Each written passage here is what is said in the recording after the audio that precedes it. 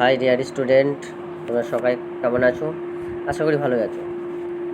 যাই হোক, আজকে আবারও তোমাদের নিউ মডেল অ্যাক্টিভিটি টাস্ক 2021 অর্থাৎ সেকেন্ড ইউনিটের যেটা দেওয়া হয়েছে, তো সেগুলোর মধ্যে ক্লাস 8-এর আজকে তোমাদের সামনে সলভিং নিয়ে এসেছি আমি। ঠিক আছে, তো যাই হোক, ক্লাস 8-এর মডেল অ্যাক্টিভিটি টাস্ক কোশ্চেনটি সমাধান করার আগে তোমাদের কাছে ছোট্ট একটা রিকোয়েস্ট, প্লিজ এখনও পর্যন্ত যারা আমার চ্যানেলটি সাবস্ক্রাইব করনি তারা প্লিজ চ্যানেলটিকে সাবস্ক্রাইব করে পাশে থাকা বেল আইকনে অল নোটিফিকেশন অন করে দাও। কারণ তোমাদের এই আন্তরিক ভালোবাসা, সহযোগিতা এবং সাপোর্টটা আমাকে সামনের দিকে এগিয়ে নিয়ে যেতে সাহায্য করবে। কারণ তোমরা সাবস্ক্রাইব করলে আমার মনোযোগ বাড়বে, আমার মনোবলটা বাড়বে। ঠিক আছে, ভালোবাসা তোমাদের প্রতি বাড়বে এবং আমি তোমাদেরকে যথারীতিভাবে ভিডিও আপলোড করেই যাব এই চ্যানেলের মাধ্যমে। তো প্লিজ তোমরা সাপোর্ট করো, চ্যানেলটাকে সাবস্ক্রাইব করে দাও, লাইক, কমেন্টস এবং শেয়ার করে দাও। Thank you so much. এবার আমরা মেন পর্যায়ে ফিরে আসি। তো যাই হোক না কেন, প্রথমেই দেখো কি বলা হয়েছে, বলছে read the passage carefully and answer the question that follow. অর্থাৎ যে প্যাসেজটা তুলে দেওয়া রয়েছে এই প্যাসেজটাকে কি করো, যত্ন সহকারে পড়ো, ভালো করে পড়ে নাও, এবার তারপরে কি করো, যথারীতিভাবে নিচের দেওয়া প্রশ্নগুলোর উত্তর দাও। ঠিক আছে, তো দেখো এখানে আমি প্যাসেজটা আর পড়লাম না, প্যাসেজটা উপরে দিয়ে দেওয়া রয়েছে। প্যাসেজ থেকে অ্যাক্টিভিটি 1 যে কোশ্চেনটা রয়েছে, এই অ্যাক্টিভিটি 1 একটাই কোশ্চেন শুধু প্যাসেজের মধ্যে থেকে করতে হবে। আর অ্যাক্টিভিটি 2টা গ্রামার আছে, আর অ্যাক্টিভিটি 3 আছে রাইটিং স্কিল। ঠিক আছে, তো যাই হোক না কেন, অ্যাক্টিভিটি 1টাকে নিয়ে আলোচনা করছি। দেখো অ্যাক্টিভিটি 1-এ কী বলা হয়েছে।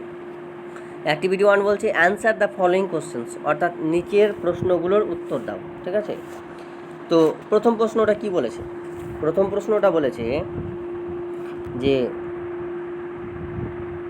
হোয়াট হ্যাপেন্ড, ইডি লাগা আছে, মানে পাস্ট ফর্ম করা আছে। ঠিক আছে, হোয়াট হ্যাপেন্ড অ্যাজ জন লে ফাস্ট অ্যাসলিপ, অর্থাৎ যখন জন ঘুমিয়ে পড়েছিলেন তখন কি ঘটেছিল তার সাথে। তাহলে এটা আমরা দেখতেই পাচ্ছি যে সিন যেটা রয়েছে, দেখো এই সিনের ফার্স্ট লাইনে দেখো। ঠিক আছে, ফার্স্ট লাইনে লেওয়া আছে ওয়ান কোয়াইট আফটারনুন, বলছে হি লে first asleep and fail to dreaming again, অর্থাৎ যখন তিনি ঘুমিয়ে পড়েছিলেন তখন আবার স্বপ্ন দেখতে শুরু করেছিলেন। তার জন্য আমি অ্যান্সারটা এখানে লিখেছি যে জন বলছে অ্যাজ জন লে first asleep he fail to dreaming again, যখন জন ঘুমিয়ে পড়েছিলেন তখন আবার কী করেছিলেন, স্বপ্ন দেখতে শুরু করেছিলেন। এবার 2 নম্বরটা দেখো কী বলেছে, how did the squall arise suddenly, অর্থাৎ কীভাবে ঝড়ো হাওয়াটা হঠাৎ করে উঠলো।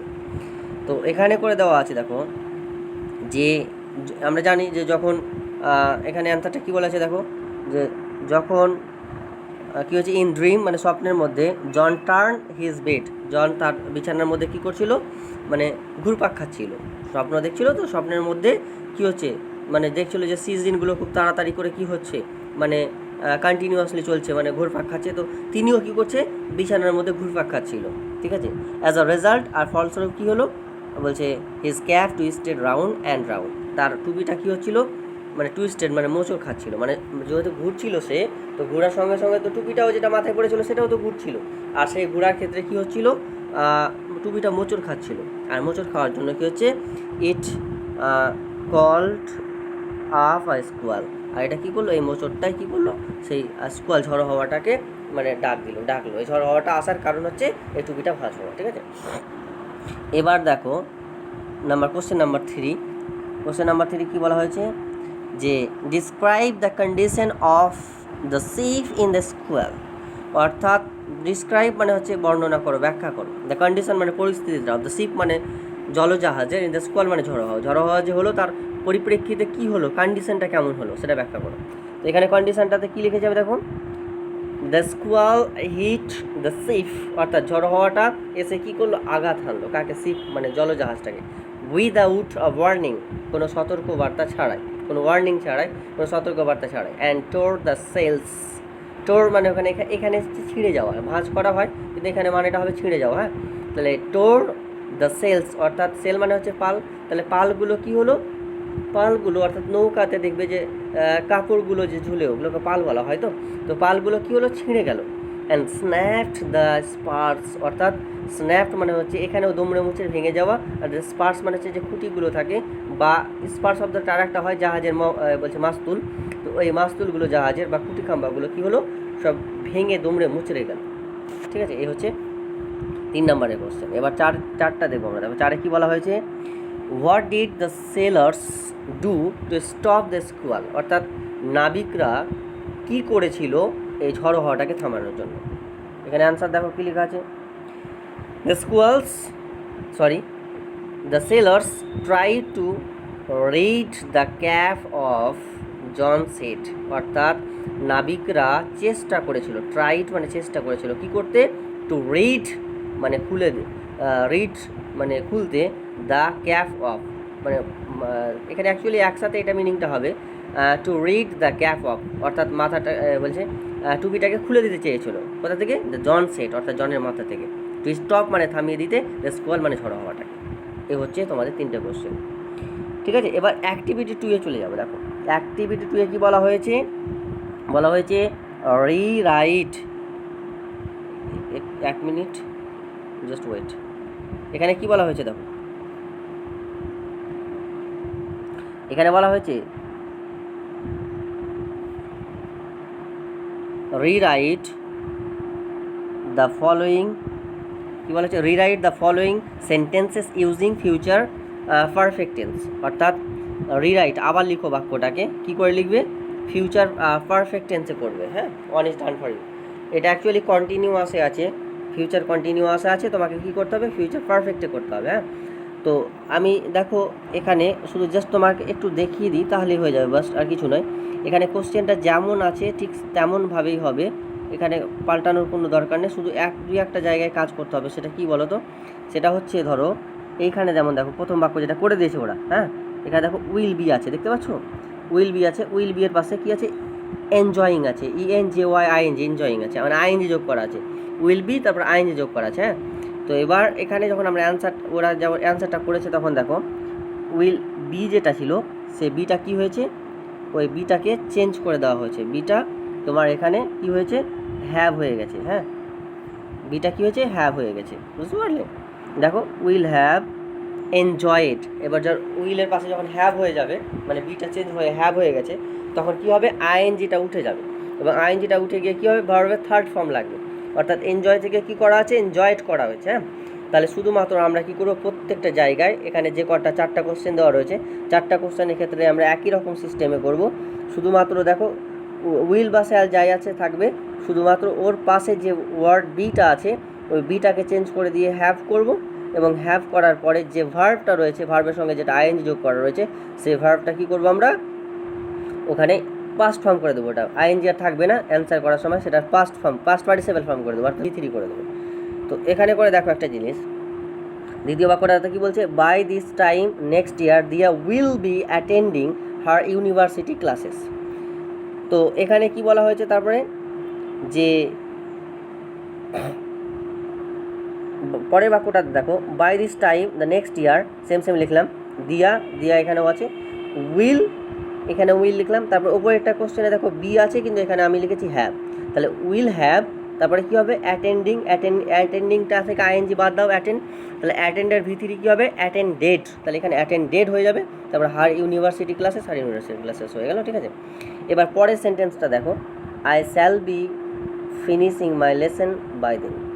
এখানে দেখো shall be finishing, shall be কী করা আছে, ফিনিশিং করা আছে, তো শ্যাল বি ফিনিশিং তো হবে না, এখানে বিটাকে চেঞ্জ করতে হবে, তো বি চেঞ্জ করে কি করব আমরা, এখানে দেখো তো নিচের দিকে লিখেছি, আমি কী লিখেছি, শ্যাল হ্যাভ ফিনিশড, বাস বাকি সব লিখে দেবো একে। হ্যাঁ, তাহলে I shall have finished my lesson by then. Okay, এবার নেক্সটে চলে যাও, হি উইল বি লিভিং, তাহলে বি লিভিংটাকে চেঞ্জ করব, তাহলে বি এর জায়গায় হ্যাভ করে দেবো, আর আইএনজিটা বাদ দিয়ে যে লিভের পাস্ট ফর্ম হচ্ছে লেফট, পাস্ট পার্টিসিপেল ফর্ম হচ্ছে লেফট। দেখো তাই করলাম আমরা, এই বাক্যটাকে দেখো, এইখানে দেখো,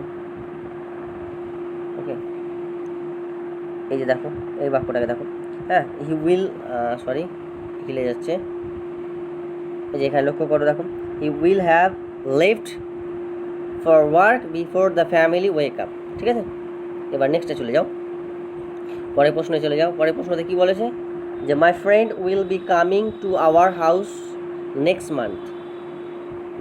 এবার এখানে দেখো মানে এখানে হচ্ছে মাই ফ্রেন্ডস উইল কামিং, আমার বন্ধু আসবে টু আওয়ার হাউস মানে আমার বাড়িতে নেক্সট মান্থ মানে পরের মাসে। তো যাই হোক না কেন মানে এটা বেশ ইম্পর্টেন্ট জিনিস নয় এখানে, তাই হয়তো সামনে যেগুলো বললাম কয়েকটা এগুলো বলিনি আমি। হ্যাঁ, তো পরেরটা দেখো তারপরে কি বলা হয়েছে, এই যে মাই ফ্রেন্ড হয়ে গেল, তারপর উইল থাকবে কিন্তু বিটা চেঞ্জ হয়ে গিয়ে কী হলো এখানে হ্যাভ হলো। হ্যাঁ, আর কামিং থেকে আইনজিটা বাদ দিয়ে দাও, কামের ভিতরে রয়েছে কাম, তাহলে কামই থাকবে ভিতরিটা।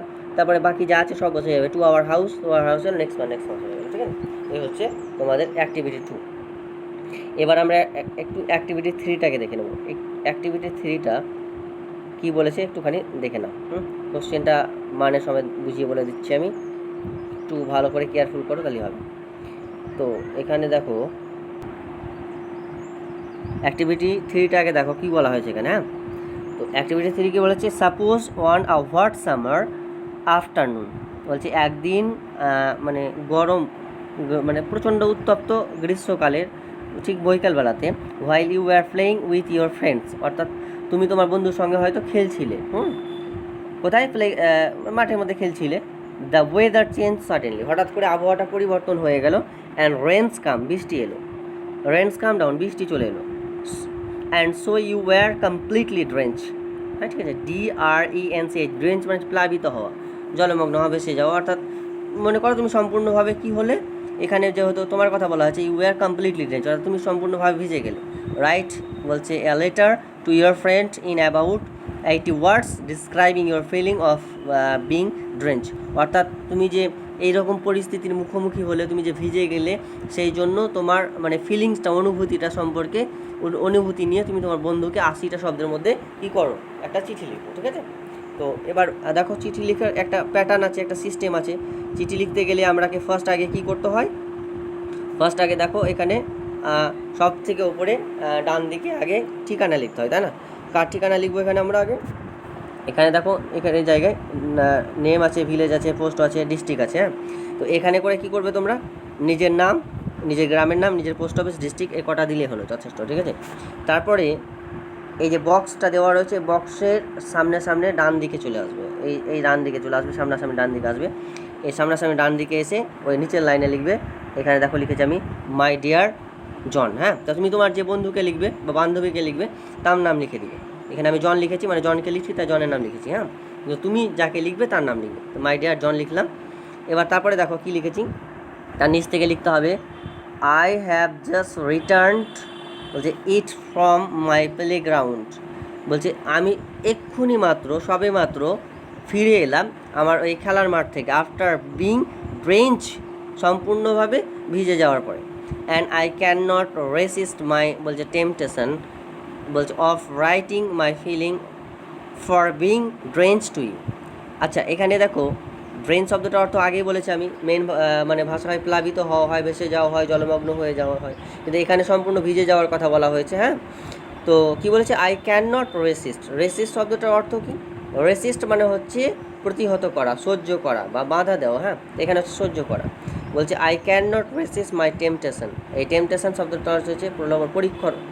দেখো টেম্পটেশন মানে হচ্ছে প্রলোভন বা লোভ বা পরীক্ষণ, কিন্তু এখানে বোঝানো হচ্ছে যে বলছে I can not resist my temptation of writing feeling, বলছে আমি আমার এই পরিস্থিতির কথা কি করছি, ওই লিখছি, ফিলিংটা কী করছি, ব্যাখ্যা করছি আমি।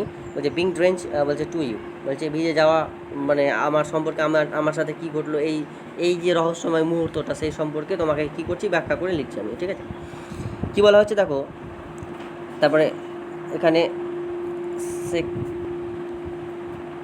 তো দেখো এখানে কী বলা হয়েছে, এবার প্যারা চেঞ্জ করে দেবে, প্যারা চেঞ্জ করে দেখো আমিও লিখেছি এখান থেকে লিখেছি it was a bright and hot summer afternoon, এটা ছিল উজ্জ্বল এবং উত্তপ্ত গ্রীষ্মকালের বৈকাল। আফটার সামার মানে হচ্ছে গ্রীষ্মকাল, আফটারনুন মানে হচ্ছে বৈকালবেলা। I was playing with my friends, আমি আমার বন্ধুদের সাথে খেলছিলাম। In the nearby playground, আমাদের একটা পাশের বাগানে। অ্যাজ ইউজুয়াল মানে সাধারণত, সাডেনলি হঠাৎ করে, দ্য স্কাই ইজ ওয়েস্ট মানে পশ্চিম আকাশটা কী হলো, বিকাম ডার্ক, অন্ধকার হয়ে গেল। The rain with the thunder মানে হচ্ছে বজ্রপাত, মানে বজ্র মানে অ্যাকচুয়ালি মেঘের গর্জন। হ্যাঁ, থান্ডার মানে তো হচ্ছে দ্য রেইন মানে বৃষ্টিটা এলো মানে কি বজ্রপাতের সঙ্গে, দ্য থান্ডার কেম অর্থাৎ বজ্রপাতের সঙ্গে, মানে বজ্রপাত হচ্ছিলো প্রচণ্ড, তার সঙ্গে সঙ্গে বৃষ্টিটা এলো, কেম ডাউন মানে এলো, ইনটু বলছে ইন নো টাইম, কোনো নো টাইম মানে কোনো নির্ধারিত সময় ছিল না। So we wall had been completely drain, সেই জন্য আমরা সম্পূর্ণভাবে ভিজে গেছিলাম। বিফোর উই টোক দ্য শেল্টার মানে আমরা আশ্রয় নেওয়ার ঠিক আগেই, আন্ডার আ সেট, সেট মানে হচ্ছে কোনো ছায়াময় স্থান, কিন্তু এখানে ছায়াময় স্থান তো নয়, অ্যাকচুয়ালি কোনো গাছের তলায় বা কোনো একটা আশ্রয়ের জায়গা বা কোনো একটা জায়গা যেখানে ভিজে না যায় আমরা বা একটুখানি বাঁচতে পারি আমরা, তো এরকম একটা জায়গায় পৌঁছাবো তার আগে সম্পূর্ণভাবে আমরা কী হয়েছিলাম, ড্রেঞ্চ হয়ে গেছিলাম, মানে সম্পূর্ণ ভিজে গেছিলাম। We had to wait there, আমরা সেখানে অপেক্ষা করছিলাম, ফর 2 hours 2 ঘন্টা, for the rain to stop, বৃষ্টিটা থেমে যাওয়ার জন্য, মানে বৃষ্টিটা যাতে থেমে যায় সেই জন্য আমরা প্রায় 2 ঘন্টা মতো অপেক্ষা করেছিলাম, ঠিক আছে। তো কী হচ্ছে দেখো, অলরেডি ইট ওয়াজ ইভিনিং, কিন্তু এটা কী হয়েছিল, প্রায় সন্ধ্যা লেগে গেছিলো। অ্যান্ড উই ফেল্ট বলছে চিল ইন ইয়ার, চিল ইন ইয়ার মানে কি এখানে বোঝানো হচ্ছে শীতল বাতাস, হ্যাঁ। তো আমরা তখন কী করছিলাম, একটু শীতল বাতাস অনুভব, মানে একটু ঠান্ডা ঠান্ডা ভাব মনে হচ্ছিলো বৃষ্টিটা হয়ে যাওয়ার পরে, ঠিক আছে। আর যেহেতু আমরা ভিজেও পড়েছিলাম, মেন কথা হচ্ছে দ্য সারাউন্ডিং ওয়ার ফিল্ড, এই আমাদের আশেপাশগুলো ওয়ার ফিল্ড পরিপূর্ণ হয়ে গেছিলো with the croaking sound of the fox and the other insects, অর্থাৎ ক্রকিং সাউন্ড মানে একটা তীক্ষ্ণ শব্দ, দ্য ফক্স মানে শিয়ালের, অ্যান্ড দ্য আদার ইনসেক্টস অন্যান্য মানে পতঙ্গগুলো, অর্থাৎ দেখবে যে বন জঙ্গলে বা বাগান টাগানে বিশেষ করে সন্ধ্যা লাগার পরে অনেকগুলো কীট পতঙ্গর বা অনেকগুলো কিছুর আওয়াজ পাওয়া যায়, সবসময় যেন ঝিঝি করতে থাকে, হ্যাঁ। সেই জন্য বলছি যে প্রায় যেহেতু সন্ধ্যা লেগে গেছিলো সেই জন্য কী হচ্ছিলো, চারিদিকে যেন কী হচ্ছিলো, cracking sounds of the fox and the other insects, অর্থাৎ অন্যান্য কীট পতঙ্গ, শিয়াল, এদের একটা তীক্ষ্ণ জোরে আওয়াজ আসছিল। রিয়েলি ইট ওয়াজ অ্যান বলছি অ্যামেজিং এক্সপিরিয়েন্স, অ্যামেজিং শব্দটার অর্থ হচ্ছে আশ্চর্যজনক, ঠিক আছে, আর এক্সপিরিয়েন্স মানে হচ্ছে দক্ষতা বা অভিজ্ঞতা। তো সত্যি ইট রিয়েলি বাস্তবে বা সত্যি, ইট ওয়াজ এটা ছিল অ্যান অ্যামেজিং এক্সপিরিয়েন্স। আচ্ছা, অ্যামেজিং শব্দটার আগে অ্যান কেন বসলো, কারণটা হচ্ছে অ্যামেজিং শব্দটার ফার্স্ট লেটারটা হচ্ছে এ, এটা ভাওয়েল, তার জন্য এখানে অ্যান বসেছে, ঠিক আছে। আমরা জানি ভাওয়েলের আগে অ্যান বসে, তাই অ্যান বসেছে। তাহলে কী হচ্ছে, really it was an amazing experience, সত্যি এটা খুব মানে কী ছিল, আশ্চর্যজনক একটা কী ছিল, অভিজ্ঞতা ছিল, ঠিক আছে। তারপরে আমরা এখানে কী লিখছি যে নো মোর দিস টাইম, বলছে আর আজকে নয়, আজকে এখানে এই পর্যন্ত থাকবে, with love and the best wishes, অর্থাৎ কী বলতো, ভালোবাসা ও আন্তরিক শুভেচ্ছার সঙ্গে আজকে এখানে আমি সমাপ্তি করছি। তারপরে দেখো এখানে ডান দিকে কী করা আছে, ইয়োর্স করা আছে, Y O U R S, এসটাই রাখবে, এস চেঞ্জ করবে না, ইয়োর্সই থাকবে। তারপরে এভার আছে, ইয়োর্স এভার সি করবে, হ্যাঁ। তারপরে এখানে দেখো আমি নেম কথাটা লিখেছি তাই, কিন্তু তোমরা নেম কথা লেখার দরকার নেই, শুধু ডিরেক্টলি তোমাদের নামটা লিখলেই হবে, হ্যাঁ। যার যেটা নাম আছে সেই সরাসরি নামটা লিখে দেবে, অর্থাৎ যে লিখছো তারই নিজের নাম লিখবে এখানে, ঠিক আছে। আর এবার ফলো করো, দেখো বাম সাইডে একটা বক্স করে দেওয়া আছে না, তো এই বাম দিকে বক্সটা কাদের, এই বাম দিকে যে বক্সটা রয়েছে সেটা হচ্ছে তুমি যে বন্ধুটাকে পাঠাচ্ছ তার নাম এবং ঠিকানা, ঠিক আছে, যাকে পাঠাচ্ছ তার নাম ঠিকানা এখানে করতে হবে। ওকে, থ্যাংক ইউ স্টুডেন্ট, ভালো থেকো, আজকে এই পর্যন্ত তোমাদের জন্য, আবারও দেখা হবে নতুন একটা ভিডিও নিয়ে। তবে ভিডিওটা শেষ করার আগে তোমাদের কাছে ছোট্ট আরেকবার রিকোয়েস্ট করবো আমি যে অবশ্যই চ্যানেলটাকে সাবস্ক্রাইব করে দিও, লাইক করে দিও এবং শেয়ার করে দিও, ঠিক আছে। ওকে, বাই।